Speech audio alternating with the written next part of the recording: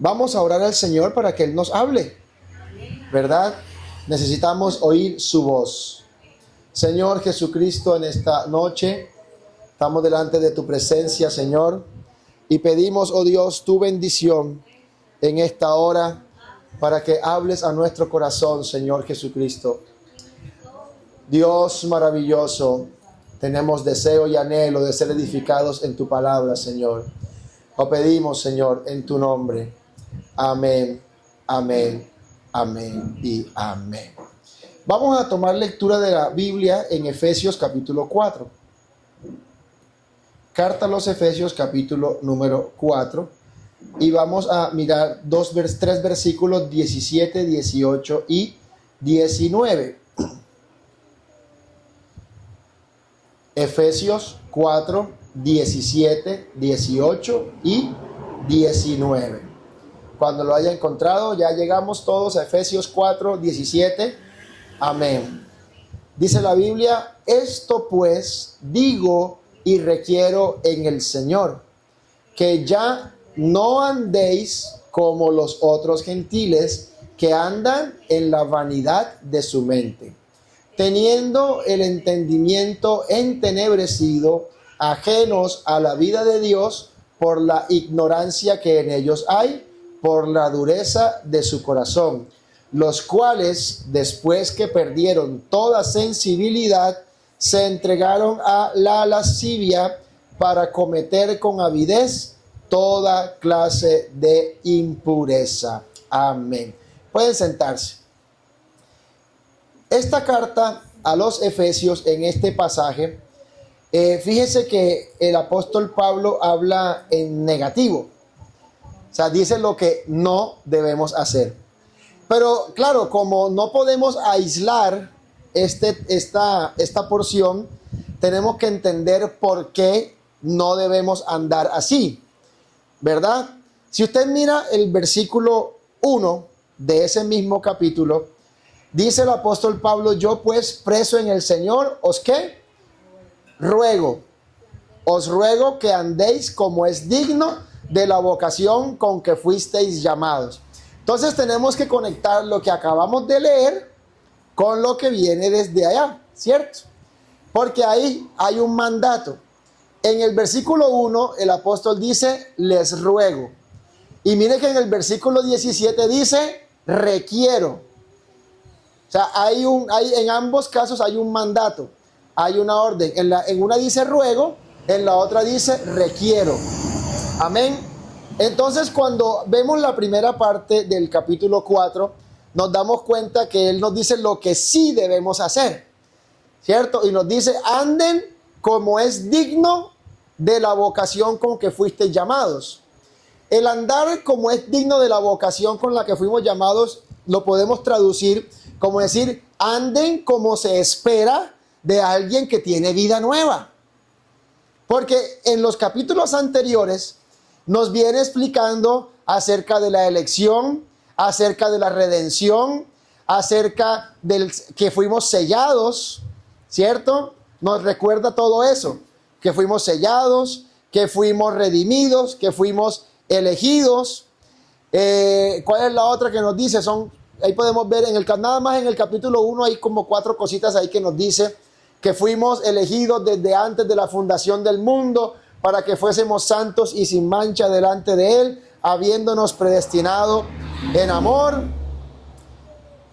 según el puro afecto de su voluntad, para alabanza de su gloria, con la cual nos hizo aceptos en el amado.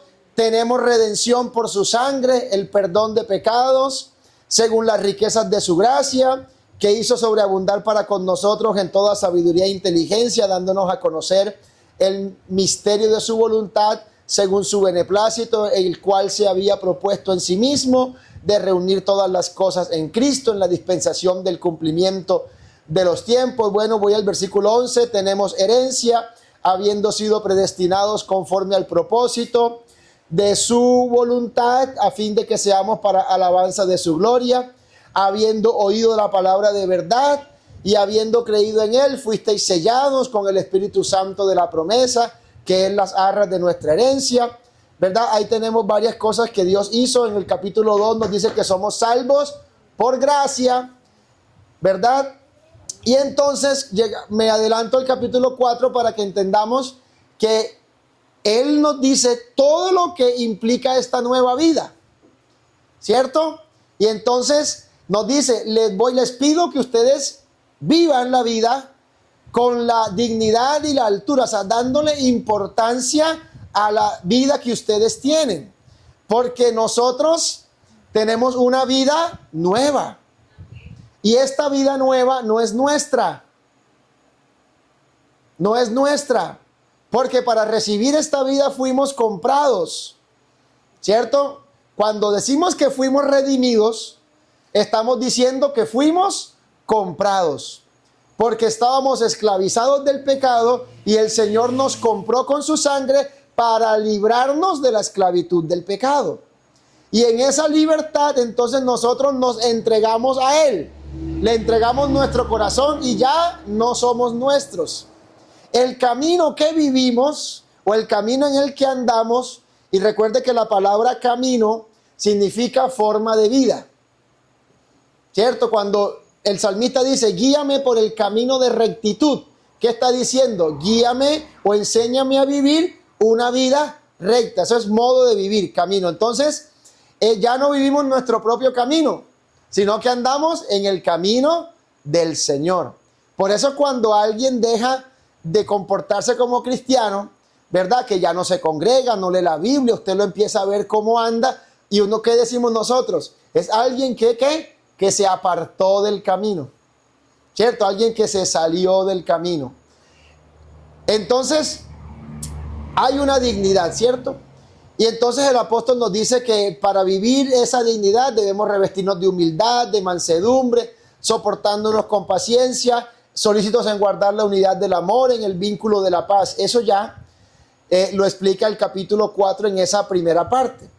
Luego, cuando llega el versículo 17, entonces nos dice, ahora les voy a decir algo que no deben hacer.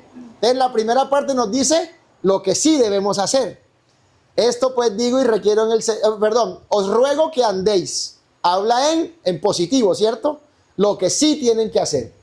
Pero también nos advierte sobre lo que no debemos hacer. ¿Por qué razón?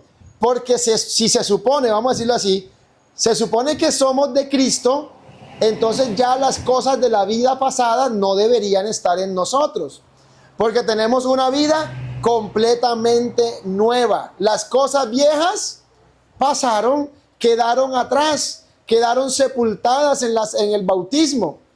¿Verdad que sí? Sí, en el bautismo fuimos sepultados. Y en el bautismo dijimos que estábamos muertos al pecado. Yo les he hecho siempre esa analogía, ¿cierto? De muerte y pecado. Que una cosa es estar muerto en el pecado, ¿cierto? El que está muerto en el pecado está muerto para Dios, ¿cierto? Pero el que está muerto al pecado está vivo para Dios. Amén. ¿Y por qué? Porque Él nos dio vida cuando nosotros estábamos muertos en delitos y pecados. Y una de las cosas que nos dice el apóstol es que no debemos andar como los otros gentiles. ¿Y por qué es importante entender esto? La Biblia, cuando habla de gentiles, se refiere a gente, ¿cierto? Y usted ve en la Biblia que antes del llamado de Israel, eran las gentiles. No habían naciones como tal. Las naciones que comenzaron fue a partir de la Torre de Babel, ¿cierto? Entonces ahí fue que empezaron a salir los países, ¿cierto? Y entonces Dios llamó a Abraham, llamó a un hombre. Fíjese que Dios no trató con un país, Dios trató fue con un hombre al que le hizo una promesa. Y la promesa para ese hombre era que en él serían benditas todas las familias de la tierra.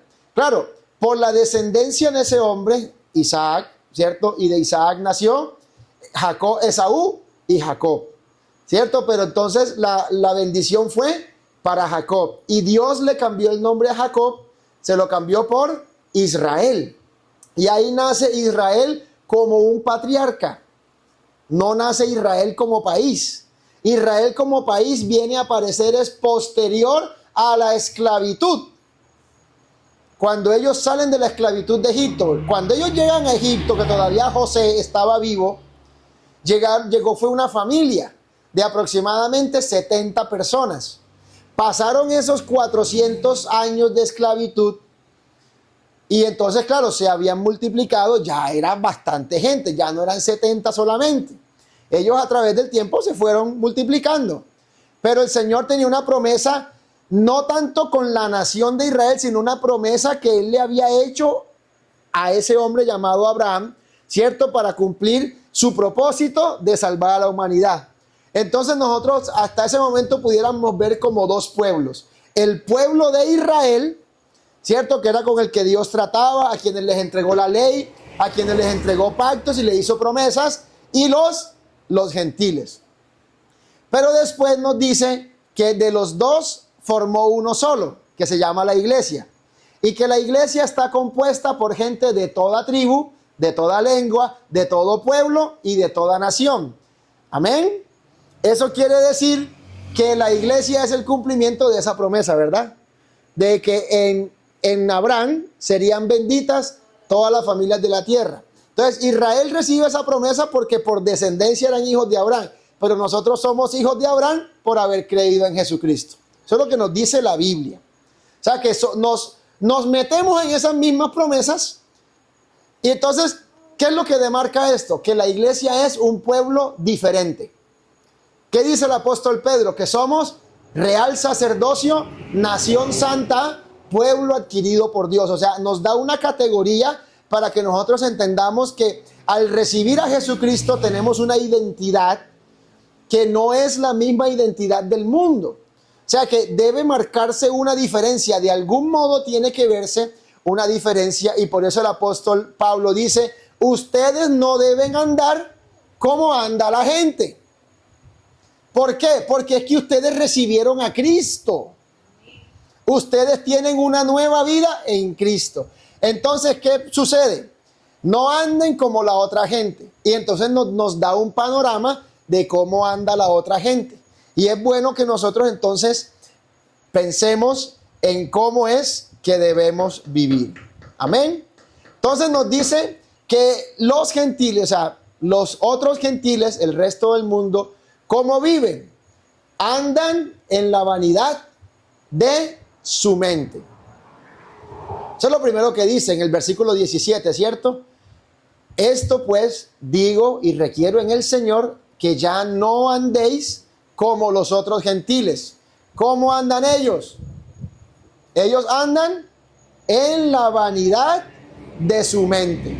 Eso quiere decir que la iglesia, los cristianos, los que somos hijos de Dios, no debemos andar en la vanidad de la mente. Entonces, ¿qué significa andar en la vanidad de la mente para que nosotros no lo hagamos? La palabra vanidad, ya lo he explicado antes y recordémoslo. ¿Sí? ¿Qué significa vanidad? Vacío, ¿cierto?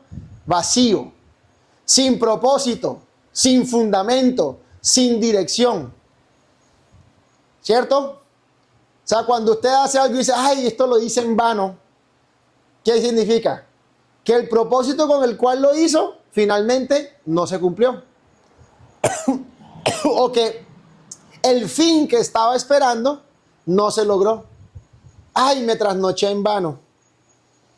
¿Cierto? Está diciendo, de nada sirvió mi esfuerzo. Eso es lo que usted está diciendo, ¿cierto? Entonces, cuando nosotros decimos que andamos en la vanidad de la mente, ¿qué estaríamos diciendo? Que de nada sirve lo que está... tenemos la mente, tendríamos la mente llena de cosas que no sirven para nada. Más o menos eso es lo que está diciendo el apóstol Pablo, ¿cierto? Que esta gente anda con la mente llena de cosas que no tienen propósito. Tienen su mente llena de cosas que no tienen ningún fundamento. O sea, ideas que no sirven para nada. Viven su vida sin dirección. O sea, tienen su mente llena de pura, vamos a decirlo así, basura, ¿cierto? Eso es lo que está diciendo, que así es como vive la gente. Con la mente llena de cosas vanas, de cosas vacías. Entonces, ¿qué puede ser eso? sea, ¿cómo podemos nosotros entonces evidenciar eso en la gente? Hay gente que solamente persigue cosas que traen placer pasajero. Y el placer pasajero a largo plazo, ¿qué produce? ¿Cosas buenas? No, destrucción. Y a veces hay cosas que parecen inofensivas, pero que nos están dañando. Los psicólogos hoy en día, y bueno, lo que estudian la sociedad, están alertándonos acerca del mal manejo de las redes sociales. ¿Sí o no? No solamente por el contenido que en ellas hay, que igual es contenido vacío, porque usted mira la cantidad de cosas que sube la gente y los videos que la gente se pone a mirar y son bobadas, ¿cierto? Suben la mayoría de cosas que suben los influencers y demás, muchas de esas cosas son bobadas, tonterías, que le hice una broma a alguien, que me puse a jugar con este. O sea, no hay nada como que nos haga crecer en conocimiento, que sea productivo, ¿cierto? Es muy difícil, es muy difícil. Pero no solamente eso, sino que ellos los dueños de esas redes sociales han estudiado el comportamiento del ser humano y han diseñado sistemas y algoritmos para que usted esté la mayor parte del tiempo ahí enganchado. Resulta que cuando usted se queda aquí viendo esto, ay,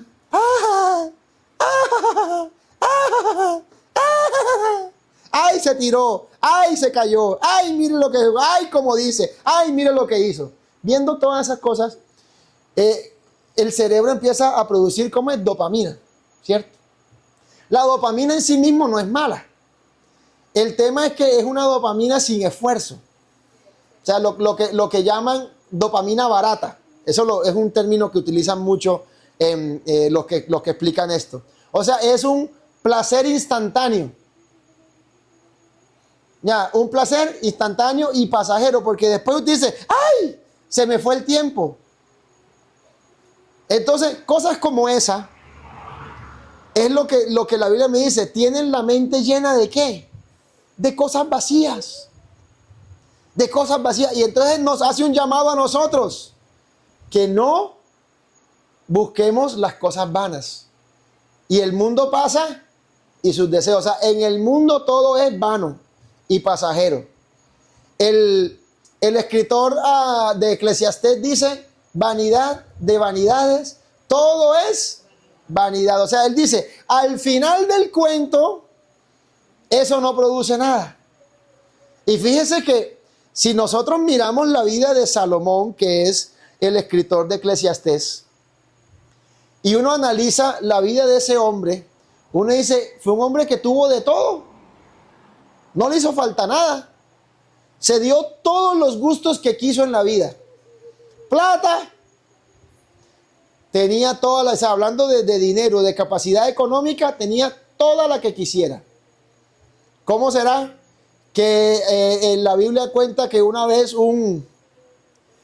vino una comitiva de una reina a visitarlo y dijo, oiga, los siervos suyos, los empleados suyos, Salomón, comen mejor que yo? Entonces imagínese cómo era ese reinado. O sea, cómo sería Salomón, llenísimo de riquezas. ¿Y qué dijo al final? La riqueza, acumulé mucha riqueza y al final, para el hueco, allá vamos todos, ¿cierto? A la pijama de madera, esa es la que todos nos vamos a poner. Y entonces, ¿de qué sirvió toda esa riqueza acumulada? De nada, porque el día que te mueres, nada te llevas. Dijo Job, desnudo salí del vientre de mi madre y con esa misma me voy. ¿Cierto? ¿Qué más hizo Salomón? Se puso a trabajar, dijo que vi debajo del sol que la gente se pone a trabajar de sol a sol. ¿Cierto? Vi debajo del sol que las mujeres eran lo más bonito y tuvo 700, ¿cierto? Ah, no, tuvo 1000. Porque dijo 700 son las concubinas, 300 son las reinas, que era que decía en Cantares, ¿verdad? O sea, que alcanzó a tener 1000 mujeres. Y al final dijo, eso no sirve de nada, todo es vanidad. O sea, en este mundo, vivir para los deseos de la carne, el deseo de nuestros ojos, eso es vanidad, porque eso es engañoso. ¿Qué dice el proverbio sobre la mujer? Hablándolo de la mujer, dice, vana es la gracia y engañosa la hermosura. La mujer que teme a Jehová, esta será alabada. Eso es lo que dice el proverbio, ¿verdad? Claro, eso no aplica solamente para las mujeres. Eso aplica para todos los seres humanos. Solamente que el texto dice la mujer. Pero ese principio aplica para todos, hombres y mujeres por igual. ¿Y qué está diciendo? Que por muy rozagantes que nos veamos en la juventud, eso es engañoso, ¿cierto? Eso de nada sirve creérnoslo muy fuertes, porque igual van pasando los años y se nos va poniendo la vida. ¿Cómo fue que dijimos? Tenemos la vida resuelta, ¿cierto? Resuelta la papada, resueltos los cachetes, ya las arrugas vienen. Y por mucha crema Yambal que usted se quiera echar, las arrugas llegan porque llegan. Hay gente que coge y se estira la piel y se echa, ¿cómo se llama lo que se echan para estirarse la piel? Botox, ¿cierto? Usted se puede echar todo lo que quiera y aparentar menos edad, tranquilo que la vejez llega, ¿cierto? ¿Por qué? Porque eso es vano, somos vanos, en esta vida somos pasajeros. Pero el Señor nos quiere mostrar que debemos enfocarnos es en lo eterno. Porque lo único que nos llevamos el día que nos muramos es que Él nos guiará más allá de la muerte. Esa es la esperanza que tenemos, ¿cierto? Sabemos que Él nos guiará más allá de la muerte. O sea que para alguien que le entrega su vida al Señor, la muerte física no es el final. La muerte física apenas es el comienzo de lo bueno. Por eso entonces nos dice, no llene su mente de cosas pasajeras. No viva solamente pensando en el placer inmediato, porque el placer inmediato le sale caro después. Leí una frase, no me gustó la manera como la escribieron, pero voy a decírselas y luego la explico. ¿Ok? Decía, el camino al infierno parece el cielo. Y el camino al cielo parece el infierno. O sea, diciendo lo que trata de decir el que escribió esa frase es que alcanzar lo eterno requiere un sacrificio acá, ¿cierto? Y que si usted quiere pasarla chévere, quiere disfrutar y todo, ¡ay, qué rico paso la vida! Tranquilo, que al final es cuando se va a saber cuál es el resultado, ¿cierto? Y entonces, humanamente, andando en la vanidad de nuestra mente, ¿qué queremos buscar? O sea, el que anda en la vanidad de la mente, ¿qué quiere buscar? El placer inmediato, ¿cierto? Él quiere es el placer instantáneo, ya, quiero disfrutar la vida aquí y ahora. Comamos y bebamos, ¿cómo dice el dicho? Y está en la Biblia. Comamos y bebamos, que mañana moriremos, ¿cierto? Ese es un dicho de los griegos que Pablo lo mete en la Biblia. Usted después lo busca, se lo dejo de tarea, ¿cierto? Y entonces, ¿eso qué es? Disfrutemos el aquí y el ahora porque no sabemos después qué va a pasar. Como nosotros sí sabemos, porque nuestra mente no está llena de cosas vanas, sino que nuestra mente está llena ¿de qué? De la palabra de Dios. Entonces nosotros ¿qué decimos? Señor, me lleno de tus palabras para yo no pecar contra ti. Porque aun cuando pecar sea placentero para mi cuerpo, porque pecar se puede sentir placentero, ¿o no? Claro que sí. El pecado se siente placentero. Pero ese placer al final ¿qué trae? Muerte, separación eterna de Dios. La paga del pecado es la muerte. Entonces, como yo quiero enfocarme, llenar mi mente, dejar de andar en la vanidad de mi mente, entonces ¿yo qué tengo que hacer? Llenarme con las cosas que realmente sí tienen propósito. Llenar mi mente de las cosas que se enfocan en aquello que tiene dirección. ¿cierto? Llenar mi mente en todo aquello que no está pensado solamente en el placer momentáneo, sino que está enfocándose hacia el resultado de lo eterno. Y eso aplíquelo a todos los principios de su vida. Para el trabajo, uno se propone una meta, ¿cierto? Claro, cuando alcanza la meta, usted disfruta, ¿sí o no? Y ahí es cuando entonces el cerebro produce dopamina de la buena. O serotonina. Bueno, y la dopamina siempre es mala. La dopamina es la que no requiere mucho esfuerzo y la serotonina es la que produce nuestro cerebro como resultado del esfuerzo. Y esa sí es buena, esa es mejor, ¿verdad? Cuando usted dice, mañana voy a salir a caminar, y sale a caminar y llega, lo logré, ¿cierto? Cuando usted se propone estudiar y se pone juicioso a estudiar, ¿cierto? El estudiante que anda en la vanidad de su mente, ¿cuál es ese? El que se pone a ver muñequito, el que no entra a clase, el que no escribe, el que no presta atención, el que se la pasa jugando. Y jugar es chévere. Claro, jugar es chévere. Ver televisión, rico, delicioso, pero no va a alcanzar la meta. No va a alcanzar la meta. Y recuerde que usted y yo tenemos una meta, tenemos un llamado. O sea, nosotros no andamos sin propósito. Nosotros no vivimos sin dirección. La vida del cristiano no es una vida de que se vive de cualquier manera. No, tiene un enfoque. Por eso hay que llenarse de todas las cosas que nos guían hacia ese enfoque. ¿Y qué es lo que llena nuestra mente? La palabra. El salmista dice, en mi corazón he guardado tus dichos, ¿para qué? Para no pecar contra ti. ¿Qué tiene que hacer el joven para llevar una vida santa y una vida pura? Guardar tu palabra. Se lo traduje. Usted se lo sabe de otra manera. Usted se lo sabe el que dice, ¿con qué limpiará el joven su camino? Y ahí responde, con guardar tu palabra.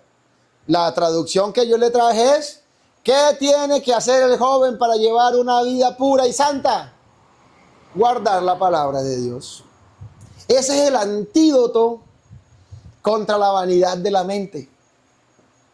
Llenarnos de la palabra. Porque llenarse de la palabra entonces nos orienta bien, nos ubica, nos aterriza y no nos deja estar ociosos ni sin fruto. No nos deja estar así.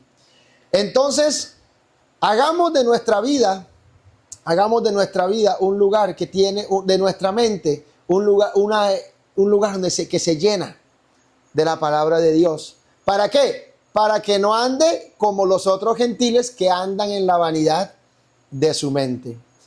Vamos a terminar con esto que dice Jeremías capítulo 2, versículo 13. Jeremías 2:13. Dice, me dejaron a mí fuente de agua viva y cavaron cisternas rotas que no retienen agua. Cavaron para sí cisternas rotas que no retienen agua. O sea, que por más que Dios quiera derramar bendición sobre ellos,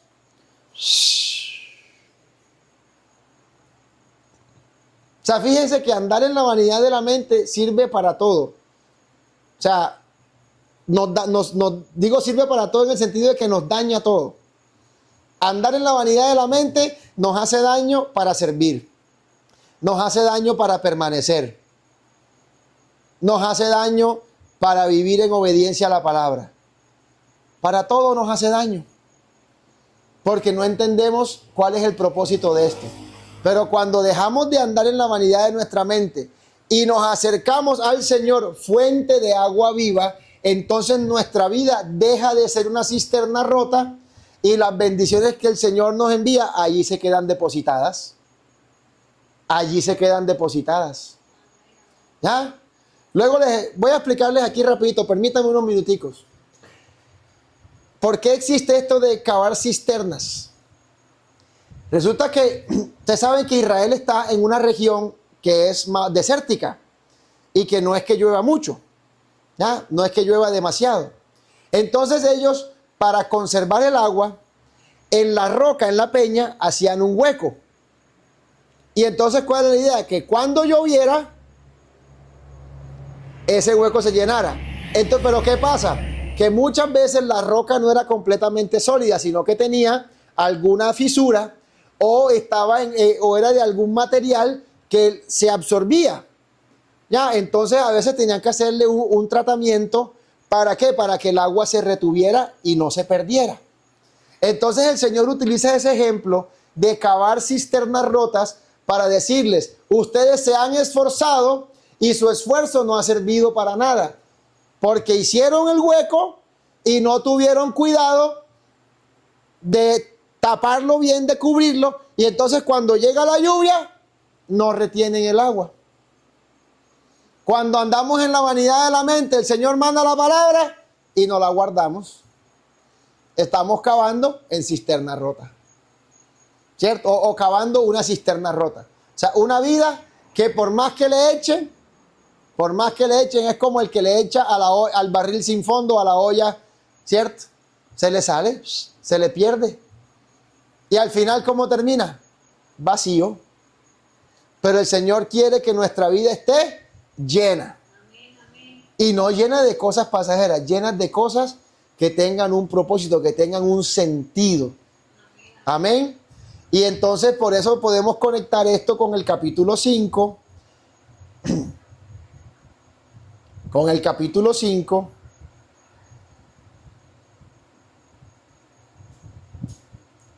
Y el versículo 15, o sea que nos dice, mirad pues con diligencia cómo andéis, no como necios, sino como sabios. Eso quiere decir que el necio es el que anda en la vanidad de la mente. Y el sabio, ¿cuál es el principio de la sabiduría? El temor del Señor. Y el que ama el necio desprecia la sabiduría. Eso lo dice Proverbios 1, no sabemos el 7, ¿cierto? Que es el principio de la sabiduría, es el temor de Jehová, pero le hace el que sigue. Los necios desprecian la sabiduría y la enseñanza. Entonces, ¿el sabio qué es? El que ama el conocimiento, el que ama el saber, el que quiere siempre aprender cosas buenas. ¿Y qué es lo mejor que podemos aprender? La palabra de Dios. O sea que la palabra llena nuestra mente y nos ayuda a vivir como sabios para que no andemos como los otros gentiles. Porque usted es hijo de Dios. Usted y yo somos real sacerdocio, somos nación santa, somos pueblo adquirido por Dios. Amén. Entonces no somos igual a todo el mundo. Y fíjese cómo comencemos por nuestra mente. Llenar nuestra mente de la palabra de Dios. Póngase de pie, por favor. Y vamos a darle gracias a Dios por su palabra. Amén. Y vamos en esta oración a decirle, Señor, ayúdame a que mi vida no sea una cisterna rota. Ayúdame, Señor, para que mi vida sea un recipiente que siempre esté llenándose de tu palabra. Y que yo permanezca siempre lleno de tu palabra. Y fíjese que lo hablamos hace algunos días. No os embriaguéis con vino, en lo cual hay disolución. Antes bien, sed llenos del Espíritu. Amén. Soberano y eterno Dios, te damos gracias por tu palabra en esta hora, Señor. Gracias, Padre Celestial, porque tú quieres, Señor, que nuestra vida esté llena de ti. Quieres, Señor, que nuestra vida sea una vida que se viva con un propósito, ande siempre en crecimiento, en perfeccionamiento. Quieres, Señor, que nuestra vida tenga un fundamento sólido. Dios poderoso, en esta hora, Señor, ayúdanos para que podamos nosotros llenar nuestra mente con todo aquello que nos lleva en la dirección correcta. Líbranos, Señor, y guárdanos. Alértanos, Señor, cuando estemos llenándonos con cosas vanas. cuando estemos de pronto andando en la vanidad de la mente como andan los otros gentiles. Permite, Señor, que podamos andar como es digno de los que somos hijos tuyos, andar como es digno de la vocación con la que hemos sido llamados, que podamos andar como hijos de luz, andar como sabios. Amemos tu palabra, amemos el buen consejo, amemos la sabiduría que hay en la enseñanza tuya, Señor, y que nuestra vida, todo en nuestra vida, sea un reflejo de esto que tenemos, de esta presencia tuya, Señor, un reflejo de tu gloria. Padre Celestial, en tu nombre hay inmenso poder, Señor. Ayúdanos cada día, Señor, necesitamos de tu ayuda. Amén, amén. Dele gloria a Dios. Gloria al Señor Jesucristo. Amén.